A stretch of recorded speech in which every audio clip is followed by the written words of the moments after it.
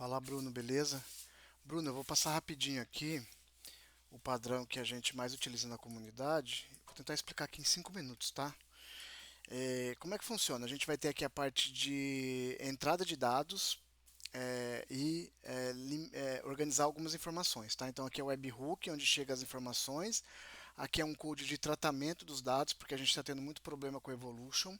Aqui é as variáveis. Então aqui, ó, não sei se a gente vai conseguir pegar, mas aqui a gente recebe todas essas informações, ó. Até mais, aqui tá pouca, mas tem casos que tem muito mais informação, só que a gente não precisa de tudo.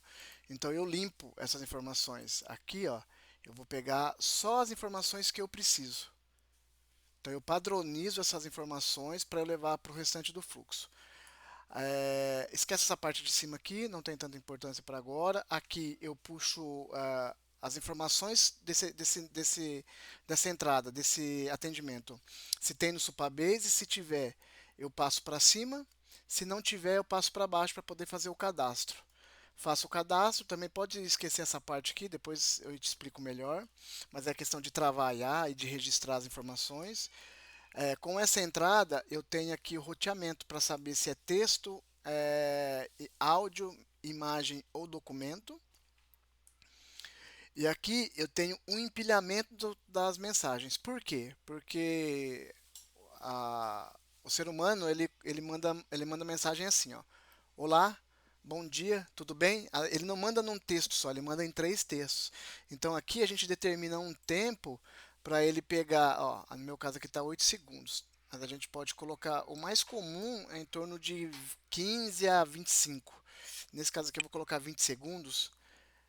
Para quê? Para que assim que a pessoa manda a primeira mensagem, ele vai criar um banco de dados para essa mensagem, ele vai pegar todas as mensagens, ele vai aguardar 20 segundos de todas as mensagens, então toda interação que acontecer nesses 20 segundos ele vai organizar aqui, ele vai buscar dentro do tempo tudo que empilhou e aí ele vai comparar se está dentro do tempo ou não, né? Se é a última mensagem, se a última mensagem é a que ele mandou, né, dentro desse tempo ou não, porque senão ele vai deixar para uma próxima interação dentro do fora do tempo. Então ele pega lá, ó, aqui ele mandou essas mensagens, a última mensagem é essa daqui, tá dentro desse tempo? Tá. Então ele vai trazer para cá e vai levar para o agente. Não está dentro, ele vai guardar os 20 segundos depois para pegar as interações daqueles outros 20 segundos. Então ele reparte, ele cria blocos para poder fazer as análises da mensagem, tá? Dentro desse contexto que eu te trouxe.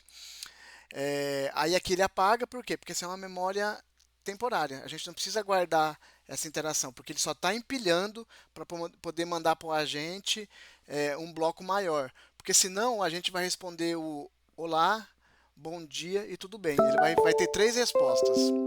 Então é por isso. Aqui a gente vai ter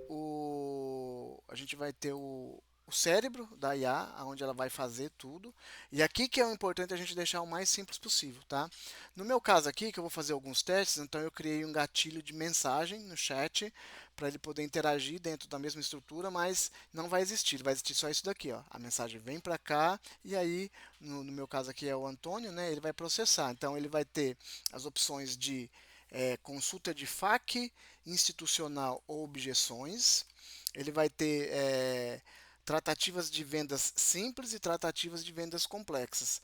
E um agente de cross-sell para ele fazer, tipo, quando a pessoa pede alguns produtos, ele identifica a possibilidade de encaixar mais produtos para poder fazer venda. Então, ele vai tratar nesse outro agente, tá? Por que eu não centralizei? Porque eu tenho muitas informações individuais. Por exemplo, só nessa tabela de vendas simples e vendas complexas, eu tenho mais de 8 mil produtos. Então, se eu colocar isso daqui dentro dessa estrutura, ele fica pesado e ele pode se perder. Como eu quero usar uma LLM simples e barata, então essa forma que eu encontrei para ele poder ter fazer toda a estrutura, né, que é bastante complexa, de uma forma eficiente. Então, por isso que eu fiz isso. Aqui eu vou ter um Node onde ele vai registrar o, toda a parte de coleta de dados dos meus leads, né? Então, tudo que tiver relacionado ao lead, ele vai fazer o registro através dessa ferramenta, tá? O prompt vai conduzir e aí a hora que ele tiver que fazer, vou salvar um nome, ele vem aqui e salva o nome. Vou salvar um telefone, ele vem e salva um telefone. Eu vou salvar o status dele, se ele foi qualificado ou não, ele vem por aqui. E aqui, não está definido ainda, mas eu já deixei aqui para não esquecer, é a consulta do estoque. Então, quando um cliente mandar a mensagem, ele começar a fazer a leitura, ele vai verificar o estoque da loja aqui nesse Node, tá? Só para você entender. Estou passando bem por cima. Aqui, da mesma forma que a gente faz o empilhamento, aqui a gente vai fazer o fracionamento da resposta. Por quê? Porque as IAs, elas trazem mensagens mais longas, né? E aí você precisa controlar isso também dentro do seu prompt.